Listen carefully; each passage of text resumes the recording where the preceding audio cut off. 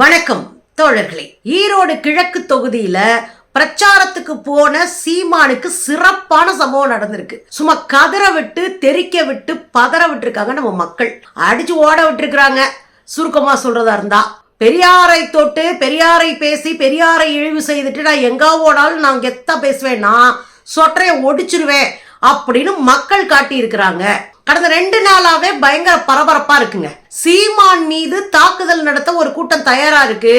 சீமான் தங்குற இடத்துல போலீஸ் பாதுகாப்பு, சீமான் உட்கார்ற இடத்துல போலீஸ் பாதுகாப்பு, சீமான் பிரச்சார வாகனத்துக்கு பின்னாடி போலீஸ் பாதுகாப்பு, போலீஸ் இல்லாட்டினா பொழந்துருவாங்க மக்கள் அப்படின்னு காவல்துறை பின்னாடியே அலைஞ்சிட்டு இருக்கு.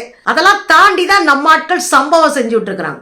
சீமானை பொறுத்தவரையில் எந்த அடிப்படை அரசியலும் நாகரிகம் இல்லாத ஒரு சந்து. இந்த ஜந்து எதை வேணாலும் பேசும். ஏன்னா அரசியல் கட்சி தலைவர்களுக்கு, ஒரு சித்தாந்தத்தில் தெளிவு இருக்கிற தலைவர்களுக்கு வார்த்தையில கவனமும் அறிவும் இருக்கும். ஆனா இது எதுவுமே இல்லாம வாய்க்கு வந்ததெல்லாம் பேசிட்டு அதுதான் அரசியல்னு ஒரு ஜால்ரா கூட்டத்தை நம்ப வைக்கிற சல்லிப்பையன் தான் இந்த சீமான்.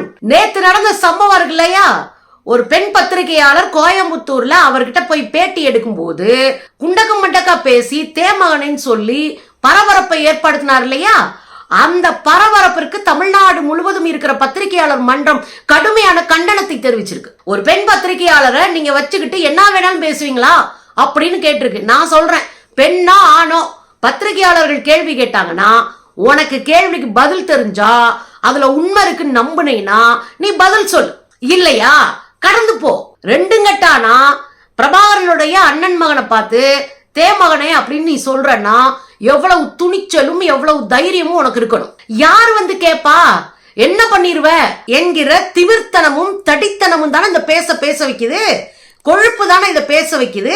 திரள் நிதியில திருடி தின்ன அந்த சல்லித்தனம் தானே பேச வைக்குது. அப்ப பத்திரிகையாளர்களை பார்த்தா எப்படி அண்டாமலை ஏன்னா குரங்காட்ட என் பின்னாடி சுத்துறீங்க, 1000 ரூபாய் 2000 ரூபாய் கை நீட்டுறவே தானே அப்படின்னு பத்திரிகையாளர்களை இழிவுபடுத்தி பத்திரிகையாளர் மன்றத்துக்கிட்ட மிதி வாங்கின மாதிரி சீமானும் மிதி வாங்கியிருக்க. சென்னையில தொடங்கி தமிழ்நாடு முழுவதும் இருக்கிற பத்திரிகையாளர் மன்றங்கள் கடுமையான கண்டனத்தை தெரிவிச்சு மரியாதையா இருந்துக்க அப்படின்னு எச்சரிச்சிருக்கிறாங்க. அதெல்லாம் உரைக்கவா போகுது? உரைக்கிறவன் மனுஷன்.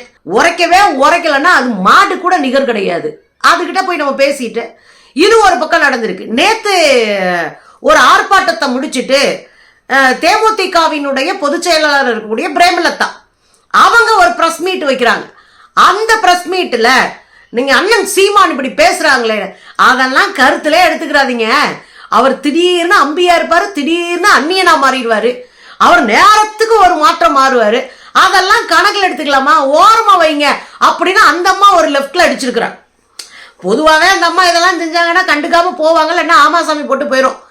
ஆனா அவங்களுக்கே கோவம் வந்துருச்சு. இருந்தாலும் என்னையா அந்நிய மாதிரி இருக்கான், ஒரு நேரம் அம்பி மாதிரி அப்படியே அமைதியா யோகியனா பேசுறானே அப்படின்னு கடுப்பா அந்த அம்மா ஒரு போட இவன் பூரா கதறான். இந்த சில்லற கும்பலுக்கு ஜால்ரா அடிக்கிற கும்பல் இருக்குல்ல, முட்டு கொடுக்குற கும்பல் இருக்குல்ல, இது பூரா கதறான் சமூக வலைத்தளங்கள்ல. பார்க்கவே கண்ணுக்கும் காதுக்கும் குளிர்ச்சியா இருக்கு. இதெல்லாம் ஒரு பக்கம் இருக்கட்டுங்க. சீமான் பிரச்சாரத்துக்கு இப்ப ஈரோட்ல தான் இருக்காரு.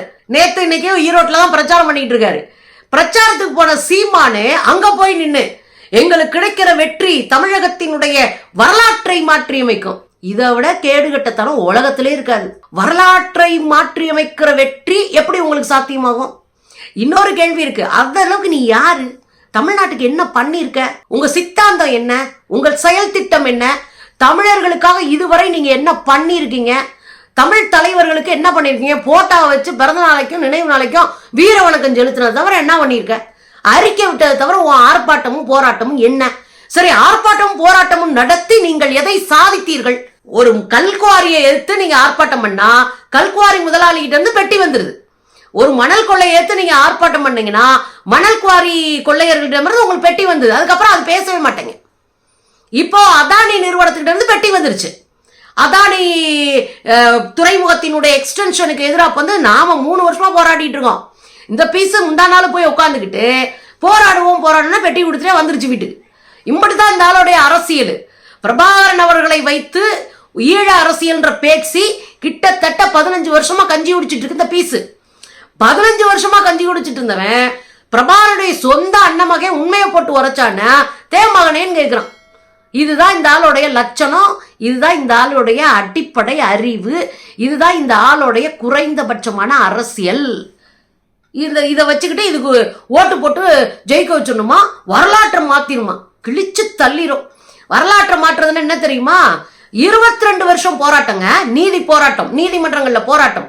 பழங்குடி பெண்களை காவல்துறையும் அது துணை ராணுவ படையும் பாலியல் வல்லுறவு செய்யறாங்க. பாலியல் வல்லுறவு செய்யப்பட்ட பழங்குடி பெண்களுக்காக களத்துல நின்று 22 வருஷமா தொடர்ந்து கேஸ நடத்தி ஜெயிச்சு கொடுத்ததுதான் மார்க்சிஸ்ட் கம்யூனிஸ்ட் கட்சி. அது வாச்சாத்தி வழக்கு, போய் படிச்சு பாரு. அதுதான் அரசியல். நீ ஓட்டு போடு போடாத, நான் மக்கள் பக்கத்தில் நிப்பேன்னு சொல்றாங்களா கம்யூனிஸ்டுகள், அதுதான் அரசியல். இன்னொன்னு சொல்லவா, நீங்க ஜெய்பீம் படம் பார்த்திருப்பீங்க. கொலை செய்யப்படுவது கூட நின்று உதவுறாருல சட்ட உதவி, அந்த 2 பேருமே கம்யூனிஸ்ட். போராடுற வழக்கறிஞர்கள் கம்யூனிஸ்ட், அவருக்காக கூட நின்னவர் கோவிந்தன் இங்க விழுப்புரத்துல இருக்காரு, அவரும் கம்யூனிஸ்ட். என்ன நினைக்கிறீங்க? 2 பேரும் மார்க்சிஸ்டுங்க. களத்துல நிக்கிறதுன்னா என்னன்னு தெரியுமா? சீமானுக்கு குச்சமே இல்லாம அதிகாரத்துல வந்து உட்கார்ந்துட முடியுமா? உங்களை போல பாலியல் சுரண்டல்வாதி. இன்னைக்கு விஜயலட்சுமி ஒரு வீடியோ போட்டிருக்காங்க, காரி புளிச்சுன்னு துப்பி இருக்காங்க. அதுல அவங்க என்ன சொல்றாங்க? இந்த ஆளு ஏன் கூட பேசும்போது பிரபாகரன் அவர்களை ரொம்ப கொச்சையா பேசுவாரு, உருண்டை அப்படின்னுவாரு, குண்டு பூசணி அப்படின்னுவாரு, அவர் கேவலமா அவருடைய உடம்ப பாடி ஷேமிங் பண்ணுவாருன்னு. நீ 1.5 மலத்துக்கு தொப்ப வளத்துக்கு திருற உன்னையவே ஊர்ல அண்ணன் ஒன்னேன்னு இருக்காங்க. பிரபாகரன் அவர்களை பார்த்து இது பேசுதான். துப்பாக்கிக்கு ஸ்பெல்லிங் தெரியாது, நான் சுட்டேன், நான் அறுத்து தள்ளிட்டேன்றது. ஏன்னா கேட்கறவங்க காணப்பையிலண்டா எருவ மாடு ஏரோப்ளைன் ஓட்டுமா, அதுதான் இங்க. அங்க பிரபாகரனை இழிவுபடுத்தி, பிரபாகரனை கேவலப்படுத்தி, பிரபாகரனை அவமானப்படுத்தி, பிரபாகரனை ஒரு போராளிய தெருவில் கொண்டு வந்து நிப்பாட்டி கொண்டாடி கொண்டிருந்த தமிழ்நாட்டினுடைய மனநிலைக்கு எதிராக நிறுத்தி சோறு தின்னவன் தான் இந்த ஆளு. இந்த ஆளு பேசுறான் வரலாற்றை மாற்றுவானா. நீ வரலாற்று மாற்றி கிளிக்கிறதா இருக்கட்டும், உன் கட்சிக்குள்ள இருந்து வெளியே போறாங்க பாருங்க, ஆயிரமா, அதை தடுத்து நிறுத்த வக்கு இல்ல, இவர் வரலாற்றை மாற்றாராம். சரி, இந்த சல்லிங்கிட்டு இருக்கட்டும். ஏற்கனவே ஈரோடு கிழக்கு தொகுதியில ஏற்கனவே நடந்த பிரச்சாரங்கள்லயே சதற விட்டு இருக்கிறாங்க. போராட்டம்லாம் பொலேன்னு அடி விழுந்துச்சு. அங்க இருக்கிற அருந்ததிய தோழர்கள் இவங்க உள்ள போய் உட்கார்ந்து ஓட்டு கேட்கறாண்டே, எங்களை இழிவுபடுத்துவ, எங்களை அவமானப்படுத்துவ, எங்களை அசிங்கப்படுத்துவ, எங்களை சாதியா கேவலப்படுத்துவ, வந்தேரின்னு சொல்லுவ. நான் பல தலைமுறையா தமிழ்நாட்டுல பிறந்து வளர்ந்த புள்ள, எனக்கு தமிழ் தவிர ஒண்ணும் தெரியாது, என்ன நீ வந்தேரின்னு சொல்லுவ, உனக்கு ஓட்டு போட்டுட்டு இருப்பனா அப்படின்னு அடிச்சு விரட்டி விட்டாங்க ஒரு அக்கா மாருங்க. இன்னொரு பொண்ணு, அவங்க டிஎம்கேன்றாங்க, இருக்கட்டுமே எந்த கட்சியா இருந்தனா உன நிக்க வச்சு கேள்வி கேட்கிறாங்கல்ல, 2 வீலர்ல போய் நின்னுகிட்ட அந்த பொண்ணு, யாரை கேட்டுங்க எங்கிட்ட எல்லாம் ஓட்டு கேக்குறீங்க, பெரியாரை இழிவுபடுத்துவீங்க, பெரியாரை அவமானப்படுத்துவீங்க, பெரியார் மீது அவதூறு பரப்புவீங்க, ஆனா ஓட்டு எங்கிட்ட கேட்டு வருவீங்களா அப்படின்னு புட்டிச்சு எக்கிருந்தாங்க. இன்னைக்கு அண்ணன் பிரச்சாரத்துக்கு போறாரு. பிரச்சாரத்துக்கு போனவர் EVKS இளங்கோவன், அவரு பெரியாரினுடைய பேரன். இப்ப இறந்து போன எம்எல்ஏ காங்கிரஸ்ல இருந்தவர் பெரியாரினுடைய பேரன். அவர் செத்த அந்த வீதிக்குள்ள போய் நெஞ்ச நிமித்திக்கிட்டு ஓட்டு கேட்கணும்னு கிளம்புனா அங்க ரோட்லயே மடிச்சு மிதிச்சு விட்டாங்க நம்ம ஆளுங்க. மொத்தமா ரோட்லயே மறியல் போட்டா போலீஸ் பூரா குமிக்கிறாங்க. ரோட்ல மறியலை போட்டு வெளியேறா, பெரியாரை இழிவு செய்த சீமானே வெளியேறுன்னு பயங்கரமா கோஷம் பாருங்களேன்.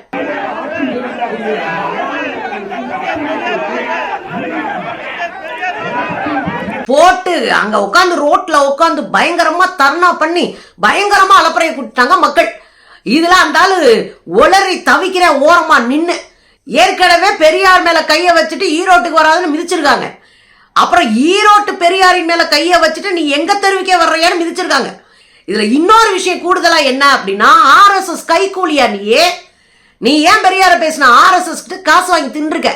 RSS கைகூலி, RSS கைகூலி எங்க ஏரியால வந்தா ஈரோட்டு மக்கள் உனக்கு ஓட்டு போட மாட்டாங்க.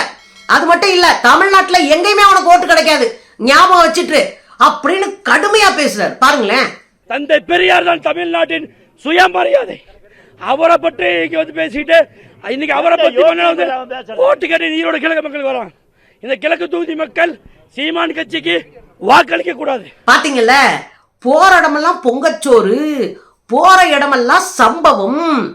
மக்கள் தலைவர்களை இழிவுபடுத்தி நான் தான் பெரிய இவன் அப்படின்னு நினைச்சா அந்த நினப்பிலேயே இடி இறக்கி இருக்கிறது தமிழ்நாடு. நீ உத்தரப்பிரதேசம், பீகார், பஞ்சாப், இங்க இருக்கிற குஜராத்னு நினைச்சுக்கிட்டு இங்க வந்து ஆட்டினீங்கன்னா ஒட்ட மக்கள் நறுக்கிடுவாங்க.